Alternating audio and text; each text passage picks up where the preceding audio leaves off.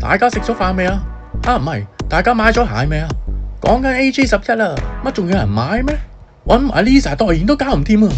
而家仲搵埋教宗添，唔係啩？冇人再願意原價買低筒 AJ11噶啦，唔係任買咁簡單啊！大部分款式未推出，拍賣網已經低於原價啦。最近推出咗一款靚色，就係低筒 AJ11 UNC Blue， 呢隻色真係好靚啊！但係都要等一等先，不過佢有折啦嘛。啱啱過去嘅母親節就推出咗呢對 Mother's Day 金色版本，10年前已經推出過色金色噶啦，不過就冇機會入手，今次終於有機會啦。以前好恨買，一推出就要鬥快買，而家一推出就唔好買住，真係世界輪流轉啊！潮流嘅嘢識條鐵咩？究竟係折墮定係賤物鬥窮人啊？歡迎嚟到蝙蝠俠的異想世界啊！我係布斯啊，等我同大家一齊潮流路看啊！有睇過我嘅陳年舊片都知道，布斯一直都係 AJ11 嘅粉絲嚟嘅。但係經過歲月嘅洗禮，市道低迷，空間有限，最主要都係因為鞋太多要買啦，近年都少咗出手。今集主要同大家介紹兩款低筒版特別嘅顏色 AJ11， 一出場嘅估你唔到竟然係 AJ11 低筒 Pure Violet。呢款鞋喺2022年4月推出，以清新嘅薰衣草、淡淡嘅紫色同埋白色配搭而聞名嘅。設計靈感係嚟自春季花瓣綻放嘅色彩，隻紫色係有啲面線喎，係咪可愛小忌廉隻紫色嚟噶？有啲似香芋椰汁紫米露隻色咁樣嘅。淡紫色漆皮、白色網布、淡紫色半透明橡膠底，當然仲有最識嚟出嘅碳纖板啦。成對鞋嘅顏色好靚，好有清新少女嘅風格。但係你點襯啊？如果你一直要揾一對經典設計又充滿少女心嘅鞋，呢對都係你首選嚟嘅。呢對 AJ11 其中一個最特別之處係竟然有呢個配件啊！佢竟然有多一隻色嘅鞋帶，係當年少有嘅。AJ11 好少咁樣嘅，原裝就白色鞋帶，但係佢配咗淺紫色嘅鞋帶俾你，其實都好 match。呢對 AJ11 都好有心機，大家話襯唔襯呢隻紫色？擺落去俾大家睇下，佢真係唔係求其俾隻色你，佢連鞋底嘅紫色都襯埋。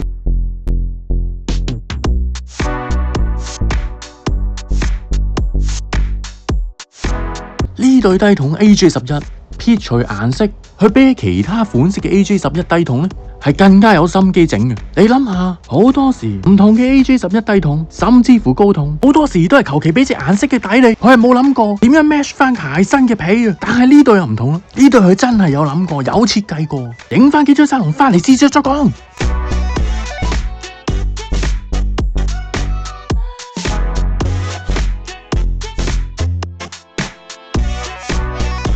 好啦，翻嚟試着啦，大家係咪覺得好好奇啊？呢隻紫色，大家會唔會覺得好古怪啊？會唔會太過少女啊？點 match 啊？好難配搭嘅。但係大家睇真啲先，睇下隻紫色，唔得得同大家講佢係紫色，乍眼睇，大家覺唔覺得係紫色呢？有冇發覺唔同光線底下佢隻紫色係唔同噶？有時深啲，有時淺啲咧。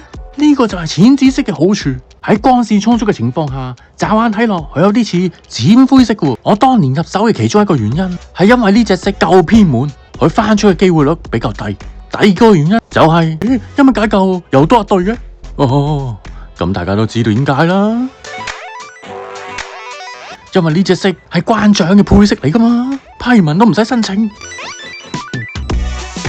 我買佢第三個原因就係低於原價。你諗下，2022年已經能夠低於原價買 AJ11啦，所以我都講呢個時勢好少人願意原價買 AJ11低筒嘅。話時話，雖然呢隻紫色喺唔同光線底下會呈現唔同嘅紫色，有時望落去有啲似灰色添，但係穿搭上又有咩建議啊？剛才咪講過佢有配件嘅，嗰條紫色鞋帶千祈唔好擺落去，同埋穿搭上盡量配淺色，咁就冇問題噶啦。其實 AJ11個鞋型靚就唔使講噶啦，至於好唔好着方面，低筒絕對比高筒舒服。我等緊呢隻 UNC 幾時有折扣啊？呢對金色都係等咗10年先至再出金色低筒，但係已經大不如前啦。AJ11嘅熱潮已經過咗，就連我呢個中法都唔願意原價購買。睇下10年前嗰款。2016年嘅金色，而家睇返都係咁靚。喺嗰個年代根本冇可能原價買到，或者要鬥快買先得。世界真係輪流轉啊！而家有得任買，又唔想買住喎，慳得一蚊得一蚊啊嘛。其實低筒 AJ11都幾好，佢少咗啲歷史負擔，勇於嘗試，成日出啲好特別嘅顏色，就好似呢對咁湖水綠，真係好靚。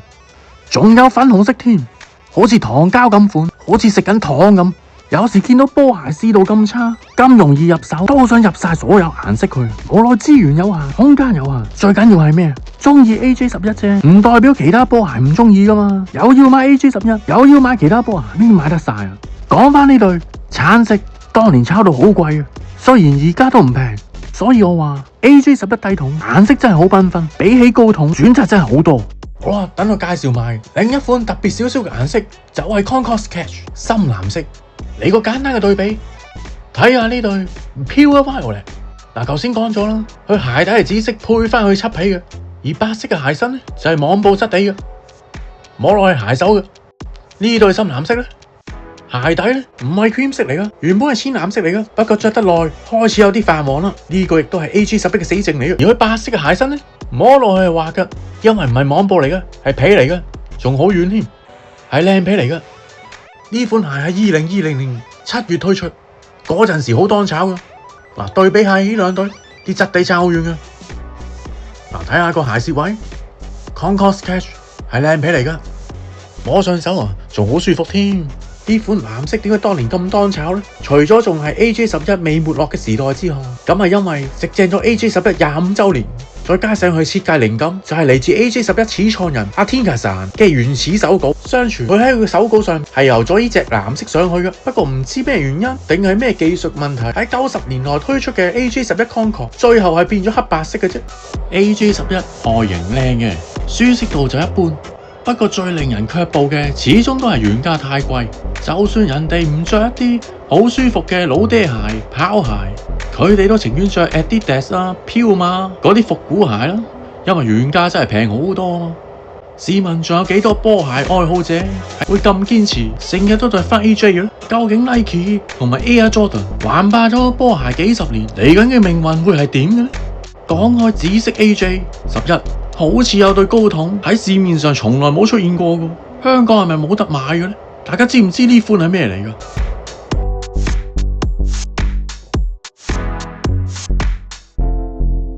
我而家仲等緊好多波鞋啊，其中一款就係 AJ1 低筒禁穿，即係鞋踭有交叉嗰對啊，外國已經發售咗，香港都仲未見影啊。不過都唔使太擔心，估計個貨量應該好多，等埋香港發售嘅消息先決定點樣入手啦。我多謝大家睇到嚟呢度，我哋下次再見，拜拜。